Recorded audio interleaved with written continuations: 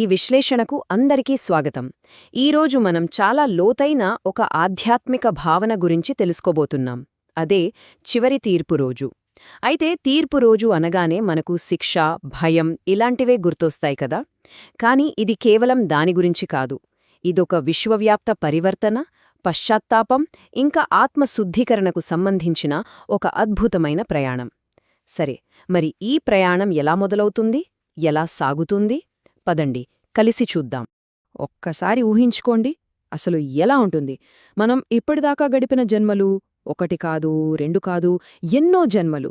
ఆ జన్మలన్నిటిలో చేసిన మంచి పనులు, చెడ్డ పనులు అన్నీ ఒక్కసారిగా మన కళ్ల ముందొక సినిమా రీల్లాగా ఫ్లాష్ అయితే ఆలోచనే ఒళ్ళు గగురు పొడిచేలా ఉంది గదూ.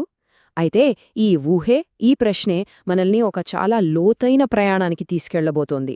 సరే, ఈ ప్రయాణంలో మొదటి ఘట్టం ఒక గొప్ప పరివర్తన ప్రారంభం. ఇక్కడ ఆసక్తికరమైన విషయమేంటంటే, ఈ తీర్పు అనే ప్రక్రియ మన ఆలోచనలతోనో మనసుతోనో మొదలవదు. చాలా ఆశ్చర్యంగా అనిపించొచ్చు, కాని ఇది మొదలయ్యేది మన భౌతిక శరీరంలో, మన ఆధ్యాత్మిక రూపంలో వచ్చే ఒక పెద్ద మార్పుతో. అంటే మన భౌతిక శరీరమే నెమ్మదిగా, చాలా నెమ్మదిగా ఒక ఉన్నతమైన, సూక్ష్మమైన స్థితిలోకి మారడం మొదలవుతుంది. ఈ అద్భుతమైన పరివర్తననే పరం వాయుతత్వం అని అంటారు. గుర్తుంచుకోండి, ఈ మొత్తం ప్రయాణంలో ఇది మొదటిది. ఇంకా చెప్పాలంటే అత్యంత కీలకమైన భౌతిక మార్పు ఇదే. సరే, ఈ భౌతిక మార్పు జరుగుతున్నప్పుడే దానికి సమాంతరంగా ఇంకో అద్భుతం జరుగుతుంది. ప్రపంచంలో ఉన్న కోట్లాది ఆత్మలు అన్నీ ఒకే ఒక్క క్షణంలో ఒకే రకమైన అనుభూతిని పొందుతాయి, ఒకేసారి.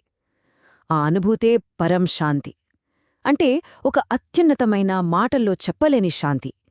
ఈ సామూహిక అనుభవం, అంటే అందరూ కలిసి పొందే ఈ శాంతే ఆ తర్వాత జరగబోయే అతిపెద్ద మార్పుకు పునాది వేస్తుంది. ఇక రెండవ ఘట్టం కర్మల సాక్షాత్కారం. శరీరం పరం వాయుతత్వంలోకి మారింది, మనసు పరం శాంతితో నిండిపోయింది. ఇప్పుడు అసలైన అంతర్గత ప్రయాణం మొదలవుతుంది. అదేంటంటే మన గత జన్మల పూర్తి చరిత్రను ఏదీ దాచుకోకుండా, ఎలాంటి ఫిల్టర్ లేకుండా ముఖాముఖిగా ఎదుర్కోవడం. ఈ కర్మల సాక్షాత్కారం అనేది 3 దశల్లో జరుగుతుంది. చూద్దాం. మొదటి దశలో మనం మర్చిపోయిన ప్రతి జన్మ, ప్రతి ఒక్కటి ఒక మెరుపులా గుర్తుకొస్తుంది. రెండో దశ, ఆ జన్మల్లో మనం చేసిన మంచి, చెడు ప్రతి కర్మ మన మనస్సాక్షి ముందు నిలబడుతుంది. ఇక చివరిగా మూడో దశలో మనం ఆ కర్మలు ఎందుకు చేశాం, వాటి ఫలితాలు ఏంటి అనే దానిపై పూర్తి అవగాహన వచ్చేస్తుంది. సరే, కర్మలన్నీ తెలిసాక ఏమవుతుంది? అదే మూడో ఘట్టం, ఆత్మశుద్ధీకరణ. ఎప్పుడైతే ఒక వ్యక్తి తన కర్మలన్నింటినీ పూర్తిగా నిష్పక్షపాతంగా చూసుకుంటాడో అప్పుడు సహజంగానే ఒక లోతైన శుద్ధీకరణ ప్రక్రియ మొదలవుతుంది. ఇది ఎవరూ బలవంతంగా చేయించేది కాదు, ఇది బయటినుంచొచ్చేది కాదు, ఇది మన అంతరంగం నుంచే పుడుతుంది. ఒక్కసారి ఈ తేడాను చూడండి. శుద్ధీకరణ జరగక ముందు ఆత్మ ఎలా ఉంటుంది? ప్రతికూల ఆలోచనలతో, బాధాకరమైన జ్ఞాపకాలతో, గత కర్మల బరువుతో ఒక పెద్ద భారంగా ఉంటుంది. కాని ఆ తరువాత ఏమవుతుంది? పశ్చాత్తాపం అనే అగ్నిలో ఆ భారమంతా కరిగిపోతుంది. ఆత్మ స్వచ్ఛంగా, పవిత్రంగా, తేలికగా, స్వేచ్ఛగా మారుతుంది. సో ఇక్కడ అసలైన మార్పుకు కారణం ఆ నిజమైన పశ్చాత్తాపమే. ఆత్మ అలా శుద్ధి అవుతున్న కొద్దీ ఇంకేం జరుగుతుందంటే మన ప్రాపంచిక అనుబంధాలు, అంటే మన అటాచ్మెంట్స్, అవే వాటంతటవే ఊడిపోతాయి. ఆస్తులు, డబ్బు, సమాజంలో హోదా, గౌరవం ఇవన్నీ ఎంత తాత్కాలికమో, ఎంత అశాశ్వతమో క్లియర్గా అర్థమైపోతుంది. అయ్యో, వీటికోసమా మనం ఇంతలా ప్రాకులాడింది అని. గతంలో చేసిన పనుల నిరర్ధకత స్పష్టంగా తెలిసిపోతుంది. ఇప్పుడు మనం అత్యంత కీలకమైన 4వ ఘట్టానికొచ్చేశాం. అదే జడ్జిమెంట్ రోజు.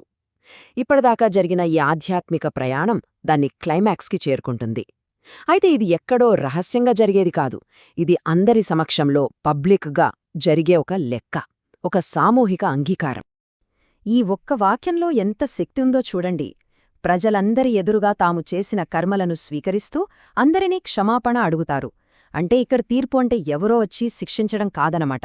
మనస్ఫూర్తిలా, ఏ దాపరికమూ లేకుండా అందరి ముందు నిలబడి తమ తప్పులను ఒప్పుకుని క్షమాపణ కోరడమే.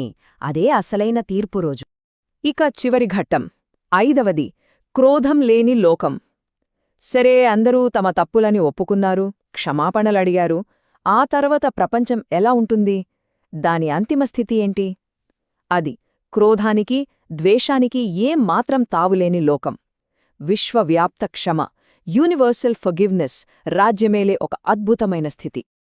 అసలిది ఊహించుకోవడానికే ఎంత అద్భుతంగా ఉందో కదా. ఆ క్షణంలో ఎవరైనా వచ్చి నేను ఘోరమైన పాపాలు చేశాను అని ఒప్పుకున్నా సరే, వాళ్ళని చూసి ఏ ఒక్కరి గుండెలో కూడా కోపంగాని, పగ తీర్చుకోవాలని ఆలోచనగాని రాదు. ఉండేదొకటే సంపూర్ణమైన క్షమ.